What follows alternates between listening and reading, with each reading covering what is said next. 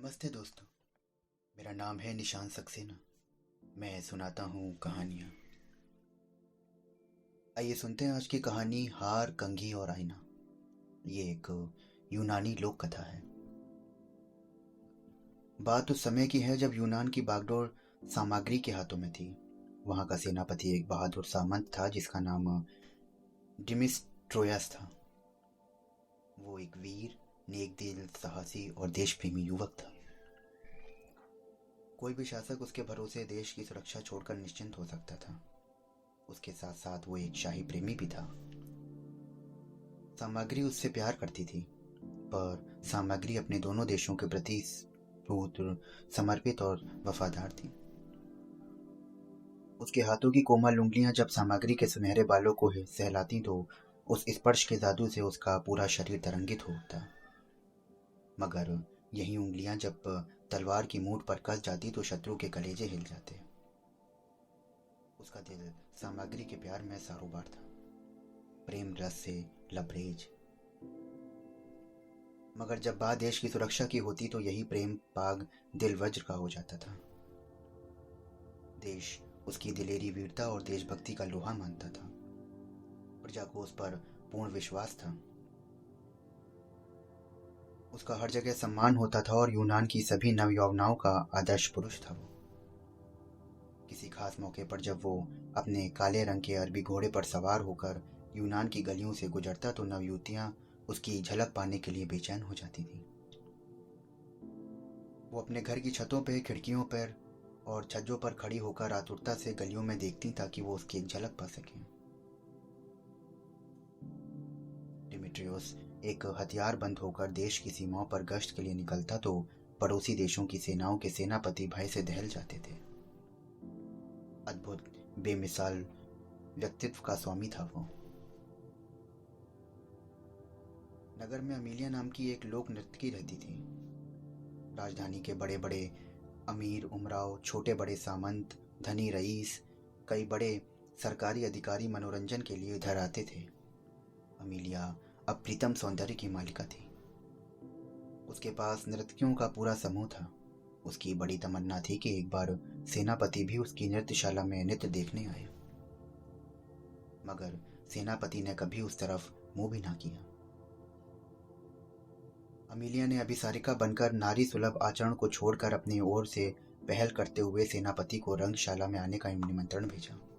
मगर अमीलिया ने दूसरे बार फिर अपना एक सेवक भेजकर सेनापति को रंगशाला में आने का अनुरोध किया। सेनापति फिर टाल गए। अमीलिया अपने स्वाभिमान को कुचलते हुए तीसरी बार फिर अपना एक संदेशवाहक वहां भेज के उसने उसको बुलाया। अब की बार डिमिट्रियोस ने कहा कि मैं समझता हूं कि पहले बुलावे पर जब मैं नहीं जाऊंगा तो तुम्हारी मालकिन समझ जाएगी कि मैं उसका अनुरोध स्वीकार नहीं कर सकता, मगर वो नादान नहीं समझी।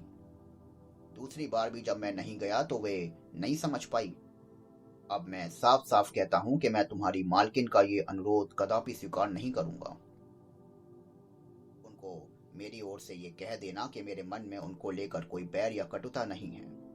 एक लोक नर्तकी की हैसियत से मैं उनका पूरा सम्मान करता हूँ। देश की सुरक्षा का भार मेरे कंधों पर है और मैं राजमहल का शाही प्रेमी हूँ।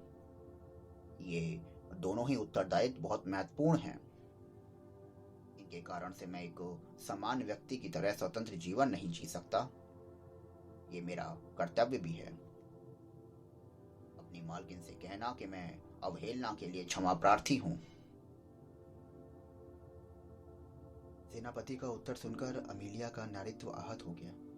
उसे लगा कि सेनापति ने कटा सा जवाब देकर मेरे आत्म अभिमान को आघात किया है। उसका अहम चोट खाकर जाग उठा था। सेनापति कभी कभी अपने घोड़ों को नदी में नहलाने के लिए आता था। एक दिन सेनापति घोड़े लेकर आया तो देखा कि अमीलिया व उसकी सखियों के तंबू पहले से वहां पर लगे हुए थे। वे भी जल के लिए यहाँ आई थी। सामना होने पर अमीलिया मोहक अंदाज में बोली, देश के रक्षक और शाही प्रेमी को इस अदनी सी नर्तकी का सलाम कबूल हो। सलाम का उत्तर देते हुए सेनापति ने पूछा, कैसी हो एमिलिया? मैं ठीक हूँ जनाब। लगता है कि आप घोड़े टहलाने के लिए यहाँ पे आए हैं, पर यही जगह तो हमने पहले से घेर ली है।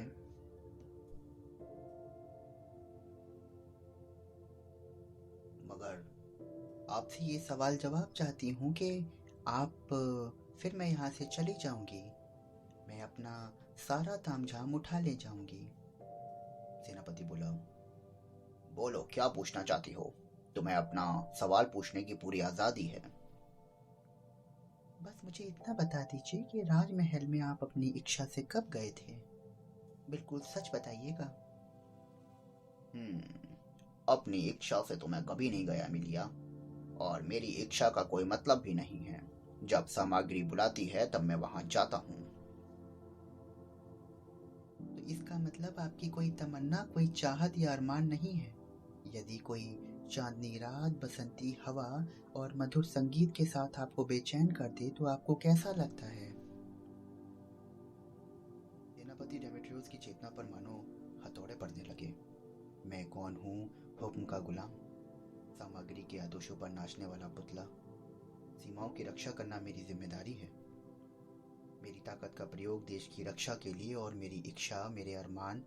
एमिलिया के एक सवाल ने सेनापति को सोचने की दिशा बदल डाली थी। उसके चेहरे पर चिंता व उलझन के भाव साफ दिखाई दे रहे थे। जिस निजी सुखों को वह भूल गया था, एमिलिया के सवाल ने उसे वो सब याद करा दिया था। एक रात सेनापति बिना बताए एमिलिया की नृत्यशाला की महफिल में हाजिर हो गया। एमिलिया के संकेत पर सेविकाओं ने उस पर फूल की वर्षा की, सुगंधित इत्र छिड़का, मनमोहक सुगंध वाला शरबत पेश किया, और फिर आकर्षण और उत्तेजक नृत्य का आयोजन हुआ। डिमिट्रियोस एक अलग दुनिया में था। वो अब एमिलिया पर मोहित हो चुका था। मैं तुम्हें पाना चाहता हूँ एमिलिया, बोलो क्या कहती हो। हम देह व्यापार को प्रमुखता नहीं देते सेनापति। कभी देह देने की बात आ जाए तो हम पैसा नहीं, उपहार लेते हैं। अच्छा, तुम कैसा उपहार चाहती हो एमिलिया? मैं तुम्हारा मनचाहा उपहार लाकर दे सकता हूँ।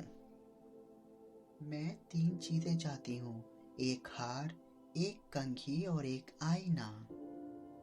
ठीक है, अगली बार ये तीनों उपहार लेकर मैं तुम्हारे पास आऊंगा। अब मुझे जाना होगा एमिलिया। ठीक है, मगर जाने से पहले मैं आपके सामने और कुछ बातें स्पष्ट कर देना चाहती हूँ। आप इस बात में गलतफहमी ना हो, इसलिए आप संयत होकर हमारी बात सुने। डेमेट्रियस सावधान हो गया। देखिए, हमारी नृत्यशाला का प्रमुख कार्य है नाच गाना करके लोगों का मनोरंजन करना। फिर यहाँ मधुशाला भी बना दी गई, इसलिए यहाँ तरह तरह के लोग आने लगे। फिर भी हमारे पास कुछ ऐसी युवतियाँ भी हैं जो अर्थवा भाव के कारण मदिरा पीकर बहकने वाले लोगों के साथ रात बिताने को तैयार थीं। इस तरह यहाँ के ऐसे लोग भी आते हैं जो मदिरा में इन युवतियों को मुद्रा देकर अपना संयम खोटा करके निकल जाते हैं। ऐसे लोगों का यहाँ कोई स्वागत सत्कार नहीं होता। यहाँ पर जो नर्तकी है वो लोगों के सामने अपनी नृत्य कला और संगीत का प्रदर्शन करती है। इसके लिए उनको आत्मसंतोष मिलता है। कभी कभी दर्शक खुश होकर उन्हें कोई उपहार भी देते हैं तो नर्तकियां उसे स्वीकार कर लेती हैं। मैंने निश्चय किया है कि मैं उस व्यक्ति का उपहार स्वीकार करूंगी जिसे मेरा दिल स्वीकार करेगा। मेरे पास बड़े से बड़े धुरंधर एक से बढ़कर एक उपहार पेश कर चुके हैं लोग, और मैंने धन्यवाद सहित उन्हें अस्वीकार कर दिया है। आप पहले व्यक्ति हैं जिससे उपहार लेने के लिए मेरा दिल मुझसे कुछ कह रहा है। एमिलिया ने अपनी बात पूरी की। सेनापति उसके मुख से अपने बारे में ऐसे शब्द सुनकर भाव विभोर हो गया। वो बोला कि मैं अगली बार ये तीनों उपहार लेकर जरूर आऊंगा। आप असाधारण व्यक्ति हैं सेनापति, अतः उपहार भी असाधारण ही होना चाहिए। तो बताइए किस प्रकार के असाधारण उपहार चाहिए आपको? मैं लेके आऊंगा। आप वादा करते हैं सेनापति? मैं बिल्कुल वादा करता हूँ। सेनापति डेमेट्रियस पूरी तरह सम्मोहित हो चुका था। मुझे एक हार चाहिए जो देवी अग्रोदिति के प्रतिमा के गले में है। मुझे वो कंघी चाहिए जो मुख्य चर्च के पादरी की पत्नी अपने जोड़े में लगा के रखती है। मुझे वो आईना चाहिए जो राजनर्तकी अपने श्रृंगार में प्रयोग करती है। डिमिट्रियोस अंधा हो गया था। एक बार को वो इन अनोखी मांगों को सुनकर चकराया, लेकिन फिर उसने संकल्प किया कि ये तीनों उपहार अति शीघ्र एमिलिया को भेंट करेगा। देवी अग्रोदिति की प्रतिमा के गले में जो हार है वो एक सरकारी संपत्ति था। उसे ना मांग कर लिया जा सकता था, ना खरीदा जा सकता था, केवल चुराया जा सकता था। सेनापति पर अपनी इच्छाओं से कुछ करने व एमिलिया को पाने का जिन सवार था। उसे देवी की प्रतिमा के गले का हार चुराया और छिपा कर रख लिया। सुबह होते ही देवी अग्रोदिति की प्रतिमा के गले से हार चोरी होने का समाचार जंगल में आग की तरह फैल गया। शहर कोतवाल को चोर पकड़ने की जिम्मेदारी सौंपी गई।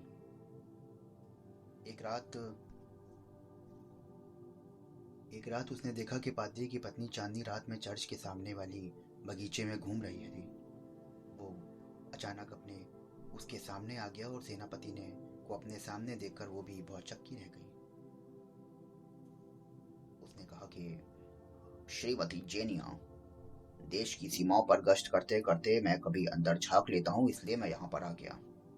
संयोगवश आपसे भेंट हो गई।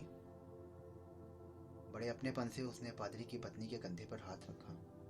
जेनिया अभिभूत थी। जिसकी एक झलक को पाने के लिए यूनान की सुंदरियां तरसती थीं, वो आज ठीक उनके सामने खड़ा था। वो उस मादक मदहोश कर देने वाले हाथ के स्पर्श से सिहर उठी। वो एक खुमारी जैसी स्थिति में आ गई। उसके मुंह में शब्द जैसे बर्फ हो गए, मानो वो सपना देख रही हो। आओ, थोड़ी देर के लिए कहीं बैठ जाते हैं जेनिया। सेनापति ने मौन तोड़ा। वो यंत्र चलित सी उसके पीछे चलती गई और एक संगमरमर की बेंच पर दोनों बैठ गए। अचानक डिमिट्रियोस ने उसे अपने अंक में खींच लिया। वो मादकता में डूबती चली गई और सेनापति एक योद्धा था, तो उसे पता था कि आघात कहाँ करना है। उसने सधे हुए बलिष्ठ हाथों से गला दबाया और जेनिया पल में ही शांत हो गई। उसने जोड़े में से कंघी निकाली और बड़ी नजाकत से जेनिया के शव को बेंच पर लिटाया। लाश के माथे पर चुंबन अंकित किया और वहां से निकल गया। अब वो राजनीतिकी के महल में गया। वो सबका विश्वास पात्र था। कहीं पे भी जाना और खाने में नशीला पदार्थ मिलाना उसके लिए कोई बड़ी बात ना थी। नशे में डूबी नर्तकी ने श्रृंगार कक्ष में आईना चोरी हो चुका था और उसे पता भी न था। लगातार 3 आपराधिक वारदातों ने सामग्री को विचलित कर दिया। उसने सेनापति के सामने चिंता प्रकट करी और सेनापति ने कहा कि मेरा काम बाहरी शत्रुओं से रक्षा करना है, पर आप चिंता ना करें, मैं आज से आंतरिक सुरक्षा का भी दायित्व लूंगा। अब आप इत्मीनान रखिए। अब सेनापति ने तीनों उपहार पा लिए थे। अब वो ये उपहार एमिलिया के पास लेकर जाने को आतुर था। उसका गुलाबी बदन रह रहकर सेनापति के मन में प्रतिबिंबित हो रहा था। उसे नींद आ रही थी और अचानक वो कल्पना करने लगा कि देवी अग्रोदिति का हार पहनकर एमिलिया कैसी लगेगी। कल्पना करते करते उसके मस्तिष्क में जोरदार झटका लगा। ऐसा लगा कि जैसे भयंकर बिजली का करंट उसे सर से पैर तक बुरी तरह झुलसा गया हो। चेतना पर मानो हथौड़े पड़ने लगे और उसकी छठी इंद्री कुछ सवालों के संकेत देने लगी। अब प्रश्नों का चक्रव्यूह उसे घेर चुका था। तो दोस्तों, ये था कहानी का पहला भाग। कल मैं आपसे फिर मिलूंगा कहानी के दूसरे भाग के साथ में। अगर आप रोज ऐसी ही कहानियां सुनना चाहते हैं तो हमारे चैनल को फॉलो करिए और सब्सक्राइब करिए। कल फिर मिलता हूं दूसरे भाग के साथ में। सुनना ना भूलें। शुक्रिया।